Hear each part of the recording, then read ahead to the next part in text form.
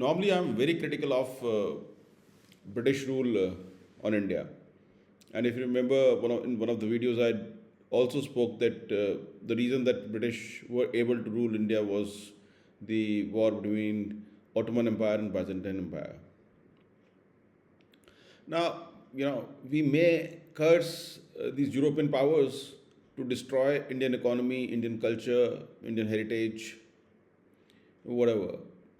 But fact of the matter is that we can't blame those European powers, be it Dutch, French, or Englishmen, about what happened to India. Because, frankly speaking, when they were going through Renaissance, when they were going through Enlightenment, we, under the Mughal Empire, were in the Dark Ages. So we have paid a very heavy price for not being able to adapt to changing world, changing scenario, changing technology, newer technology. And I guess the only way that we can change ourselves is that when we adapt to the latest technologies. And one such technology I am very fond of is chatgpt. As an advocate, I use chatgpt in almost every aspect of my lawyering, right from contract drafting to filing petitions and to even drafting written arguments. So, guys, this is the video which I am creating to show how to prepare written arguments using ChatGPT. So, I'll take a live case for the sake of privacy. I will be changing the names of the plaintiff and defendant on behalf of a plaintiff, and he has not been given salary for he was not given salary for many months prior to the pandemic struck. And after the pandemic struck, he was asked not to come to office along with the other employees. And then he was also told that once the situation improves, the employer will call. But employer never called. And then clandestinely, he shut the organization and ran, leaving all the employees in lurch. So one of the employees happens to be my client. Tomorrow is an argument for a finalization of issues. So let's see how ChatGPT can help me. Over to ChatGPT. So guys, welcome to my ChatGPT console. Now, though I have already prepared my written arguments, so this I am now doing for the demo purposes. So what we have done is that we have just given the input clues to the ChatGPT and given the facts that M joined Y. M is the plaintiff and Y is the defendant in May 2019. The little facts which we have to give.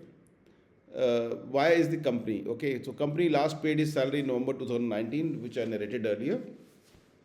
Thereafter, due to COVID, company shut its office on 20th Feb 2020. I guess it is April. Let me correct it. 2020, with the condition that as and when the situation improves, they will recall the employees. After that, company left the employees in lurch and never called them. Company also deducted the TDS and PF but never deposited them with government. Now, M has filed a civil suit for damages and recovery of the money with back wages. Now, what I am asking ChatGPT is that please give me the written arguments with the list of issues and owners of proof. As we all know that whenever the issues are decided, owners of proof on whom it rests is the most important part. And owners keeps on shifting. Okay, let's see what has ChatGPT got to do for us. Now ChatGPT gets into the action.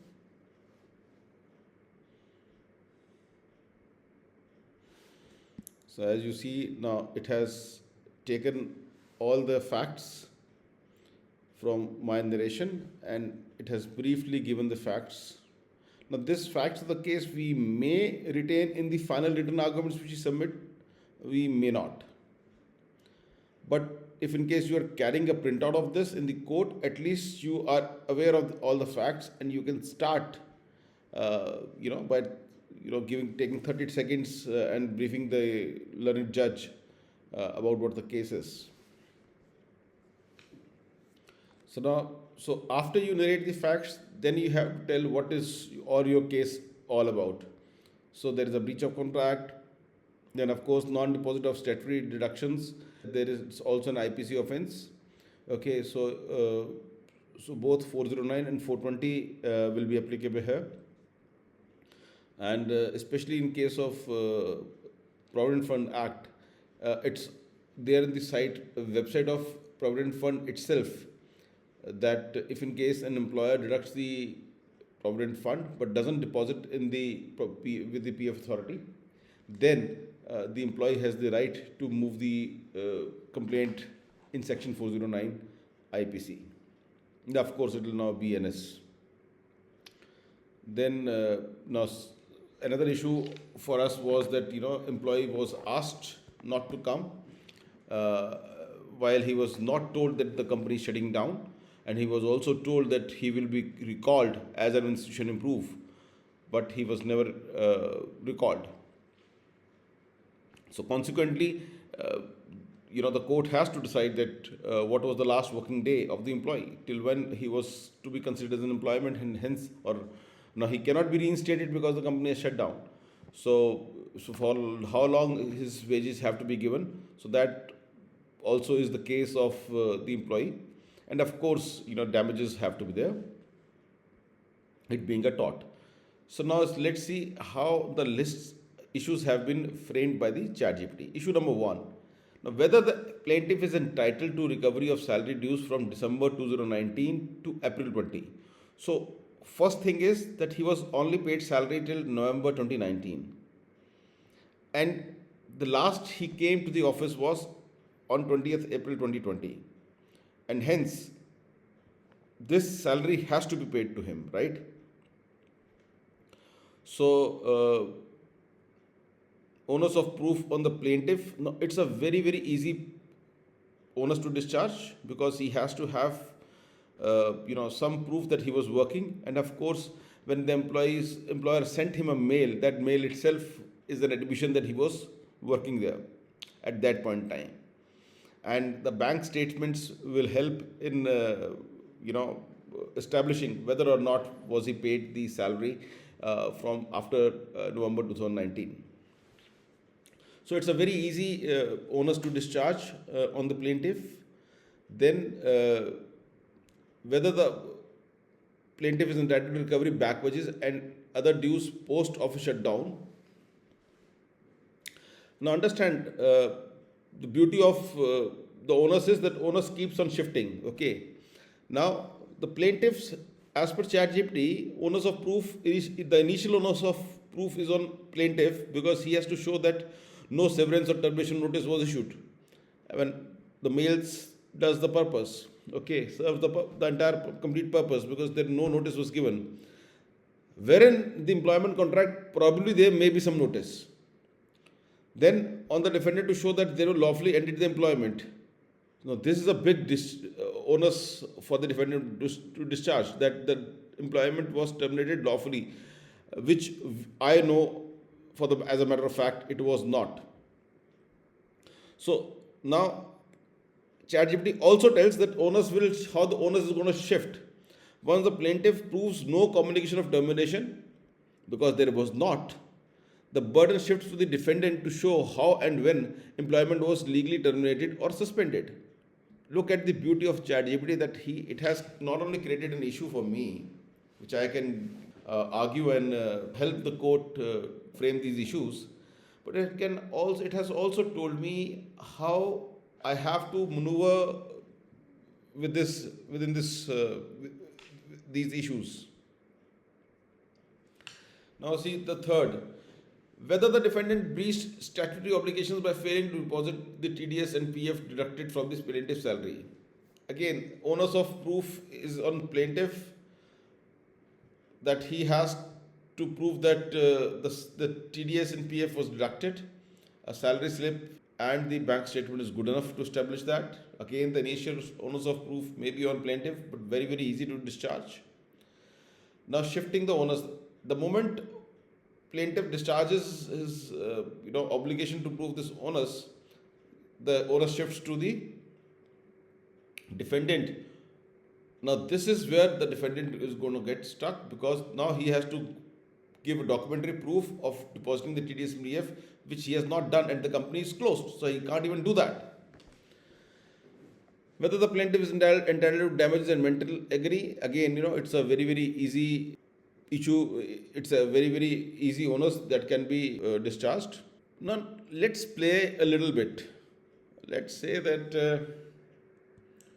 I want the issues where the onus is only on defendant. Let's see what ChatGPT has to give.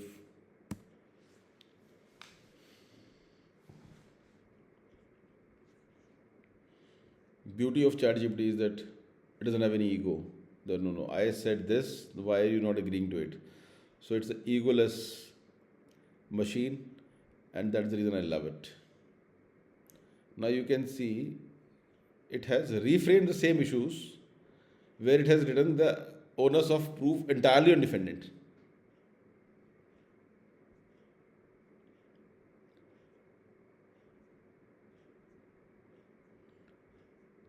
Now, look, either would I just copy and paste and give it in the code tomorrow? I don't know that. Okay, I do apply in my brain a little bit. After I make ChatGPT does all the legwork, but surely somehow I will, amalgamate the things and use it in my written submissions. Broadly, these written submissions, the first part and the second part would definitely go, because that is going to, work as a refresher for the learned judge for the case. And then, as far as the issues are concerned, point number 3, that I will really dwell little deep into it by applying my mind, that whether I take this or I take this, or a little play a little bit more, probably using ChatGPT only. But guys, the objective was only to show you that how we can create written arguments. Okay, one thing I guess I have missed out in this video, which I will tell you now, is that how to get the judgments for this relevant case. Please give me relevant judgments of the Honorable Supreme.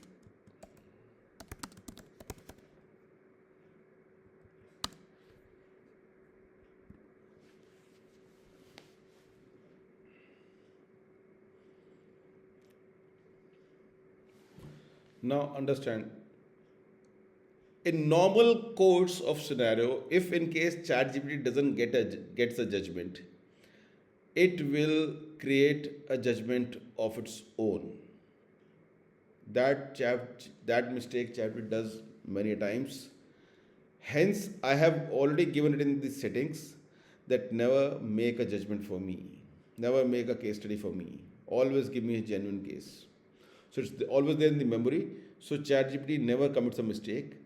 But to be doubly sure, I always take the citation, Google it, and the site which I used normally most of the time is Indian Qanun. I use it, and that what ChatGPT has given me is correct. Only then I cite the judgments. So while citing judgments, please be doubly sure. So have a look at this. These are the judgments which it has given me. Okay, so I am not getting into the nitty gritties of these judgments.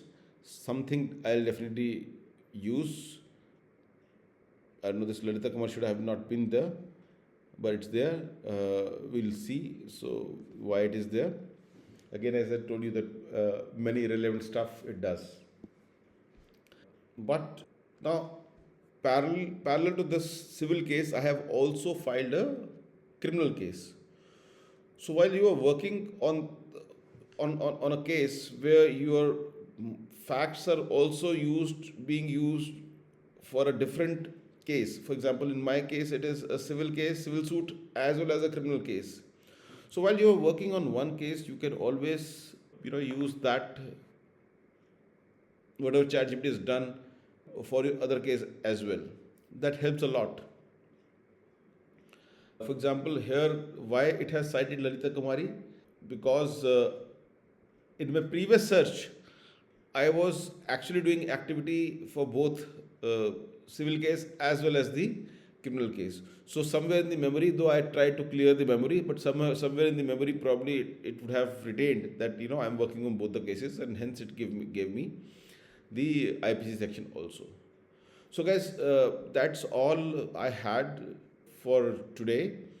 Probably in next video, I will show you how I make ChatGPT, make use of ChatGPT in reading the judgments, analyzing the judgments, and there the demo I'll give you is of creating a SLP. So that's for the next video. Till then, enjoy ChatGPT.